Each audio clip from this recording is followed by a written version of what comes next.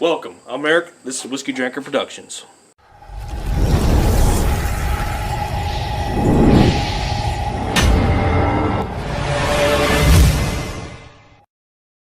Alright, today what we're going to do is we're going to make what's called a squib.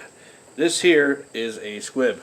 This is a very expensive little piece of plastic. It doesn't need to be that expensive. So what this is you get a tube that goes up into here, and then you fill the tube with blood, and then you have some type of compulsion like compressed air or even a big syringe, something to pump, something to force the blood up the tube and out of here. Typically it'd be worn like on the inside of a shirt, so it would just go like that.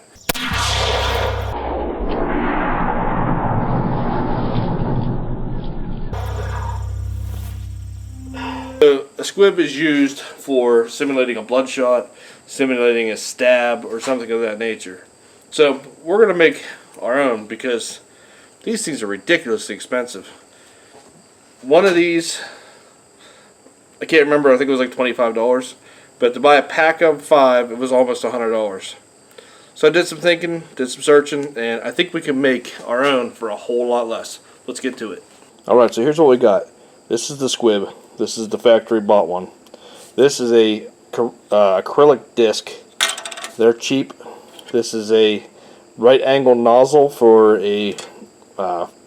tubing on a fish pump, and this is the same thing except a whole lot bigger. So what we're going to do is we're going to cut one of the ends off of this, drill a hole in here to fit, put it up through, glue it in place, and see if it works. Same thing for the big one. We'll see what happens.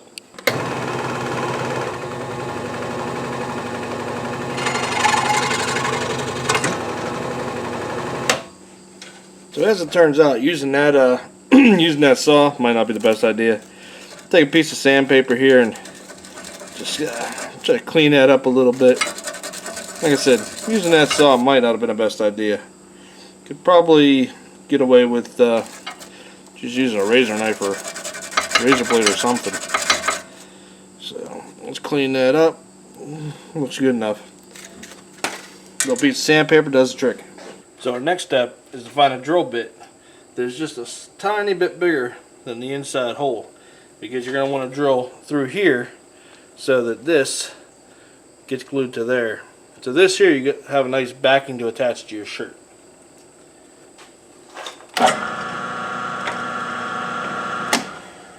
It shouldn't be wobbling like that.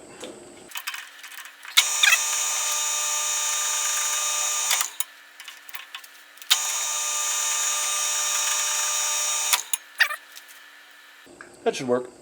Alright, one conclusion I came to is this first one, when I cut it off flat. So for me to line it up with that hole and glue it in there, probably not going to work that well. This one, the original one, it's got a little bit of it's got a little height to it.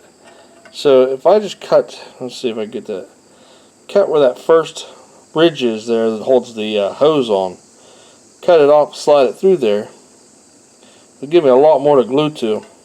I think it'll be a lot more stable. Just as a personal note, X-Acto knife, razor knife, whatever you want to call it, works a lot better than the saw. Okay, that worked a lot better. So if you leave it flush, it's got about the same height profile. But if you push it so it's completely flat there, you got a little bit sticking out, but you got a whole lot lower profile. I think it'll work and look a lot better. Plus it'll give you a whole lot more to glue to. Let's get it glued up and then we'll make the big one. Now what we're going to use to glue this with is called Weld-On 3. This stuff is supposed to be pretty good. It's 1 minute working time, so it's going to set up on you quick. The fixture time is 2 minutes, so after 2 minutes you ain't moving it. And full strength is 24 hours. Well, it says 80% in 24 hours. Pretty sure it's going to be full strength in 24 hours. It's warm out. But you also get this little needle applicator here. So once you open the lid, you got to remove a little piece, squeeze this, get it down there, suck a little bit of that juice up in there, glue it on. Should be that easy.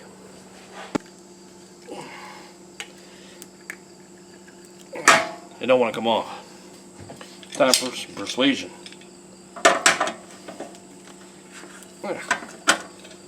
Just need a little assistance. Okay. Got a little metal ring on there to keep it sealed up, I guess. Now, I think I read somewhere it said just go ahead and puncture that. It's a lot easier. So.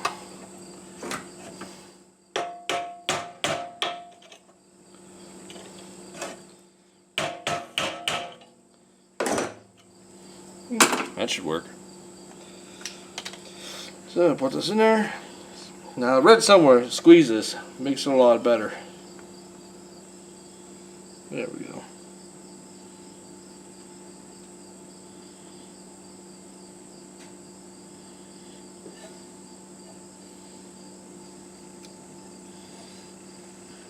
We'll let that sit and see what happens.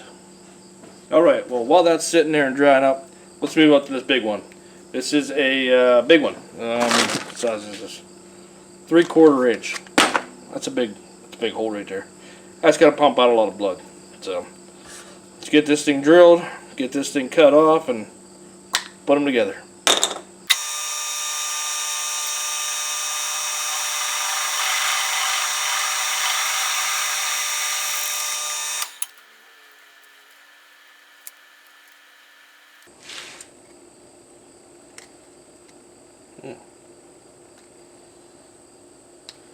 Not big enough.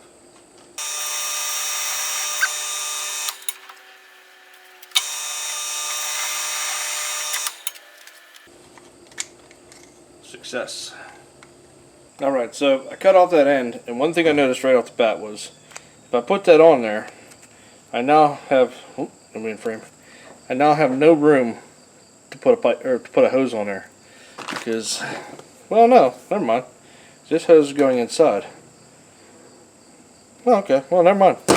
So that will work. I just didn't think about it. So I can actually cut a little bit more off there to make it sit even flatter. I think that's what we're going to do. Alright, there she is. Nice and low profile. So when that's on the shirt, there's not going to be anything sticking out at all. And the hose for the blood to go in is an inlet, or it's going to be going inside, so that's going to work out nice. So now to slap a little glue around there and let it sit up. Alright, here's the first one we did up. It's, if I can get it in focus here. Yeah, it's a little hard to tell. But it's set up pretty good. I mean, it's a little bit of motion to it yet. Yeah, it's not set at all. So, yeah, it just pops right out. So I'm going to throw some more glue on it. Alright, so I went back to the drawing board because this one here, I didn't like it. It has, I don't know if you can see it, some gaps around there. And I just think that whenever the blood comes out, it's going to come out along the outside of the disc, not where we want it. So I drilled a smaller hole, and I took a file. I left a little bit more on there this time. I'll get a zoom in and see it. But I left a little bit more on there.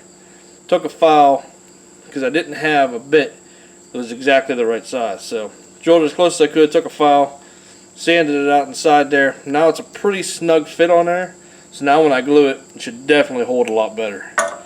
This one here, went back, glued it on both sides. I think I'm just going to let it sit overnight. I don't want to mess with it too much because I don't want to take a chance in knocking it off and having to re-glue it. So throw some glue on this one and give it a day or two and see what it does.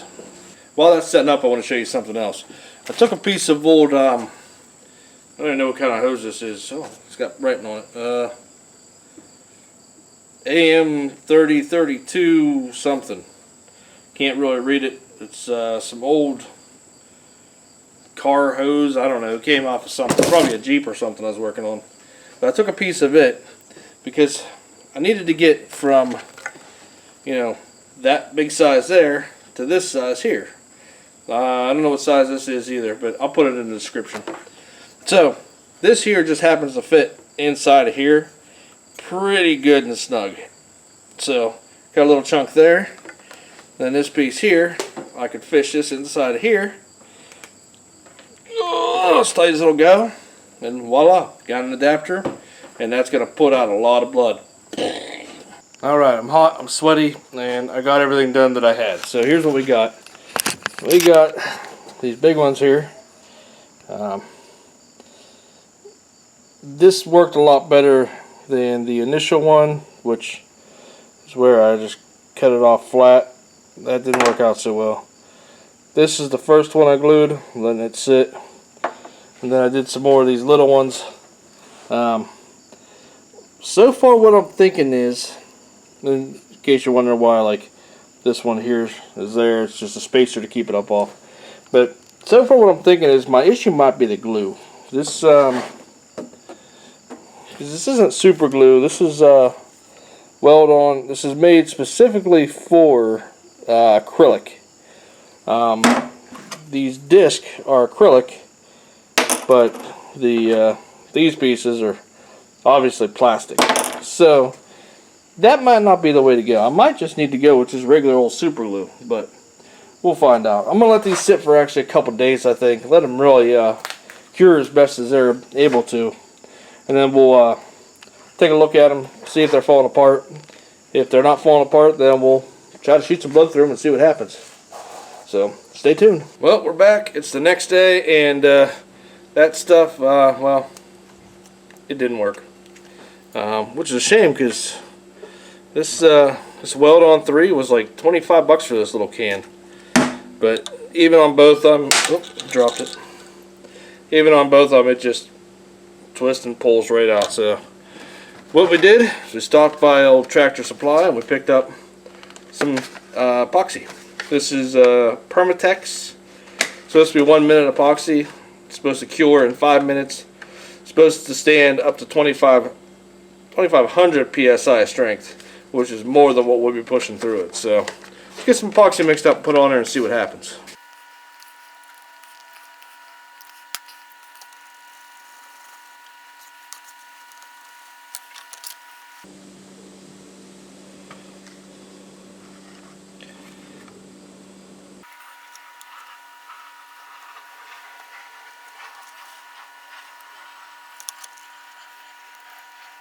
Alright, those are all epoxied up, so we're going to let them sit for about a half hour or so, and then we'll take a look at them. This stuff's supposed to set up in 5 minutes. Well, it's supposed to cure in 5 minutes. It's supposed to set up in a minute. So, we'll see what it does. Alright, here's where we are. The stuff's tacky. And as you can see from like the leftover stuff, it's a little tacky there, a little ucky. But as you saw whenever I was squeezing it out of the tubes, I didn't squeeze it out very equal. So my mixture's a little off. So I'm going to let this sit for overnight, or hell, maybe a couple days, I don't know. But I feel good about this. I think the epoxy is the way to go.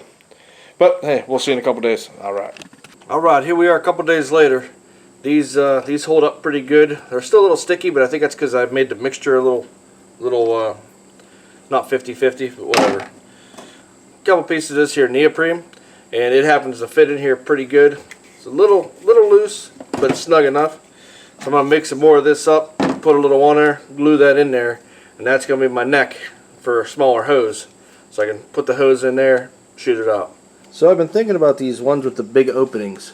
So I took a piece of the screen I had here, just some regular old nylon screen, and threw a coating of epoxy on there, glued that screen on. So we'll test them both out and see which one sprays better. But I'm thinking it might be this one. Okay, first attempt. This is just water and a pump syringe. That looks like a success. Let's do it one more time.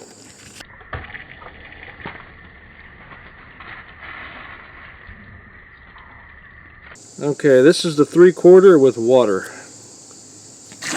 Okay, this is the second one with a lot more water. Okay.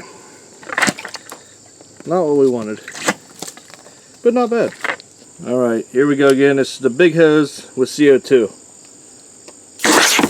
Alright, now this here is the one with the screen over it, so see if it makes a difference.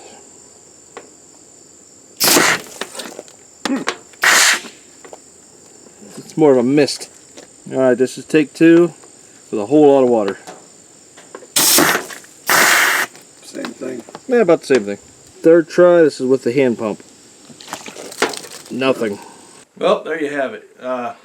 Just takes a little imagination sometimes. But For probably $1 a piece, you can make those squibs, just the plastic end parts. I think, like I said, I paid like 25 bucks maybe for the actual store-bought plastic part.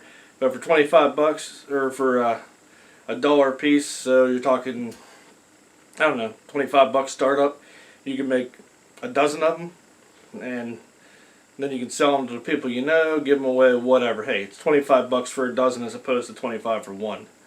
So, hey, stay tuned. We're going to have more here on WD Productions. Here's a little mask I was playing with.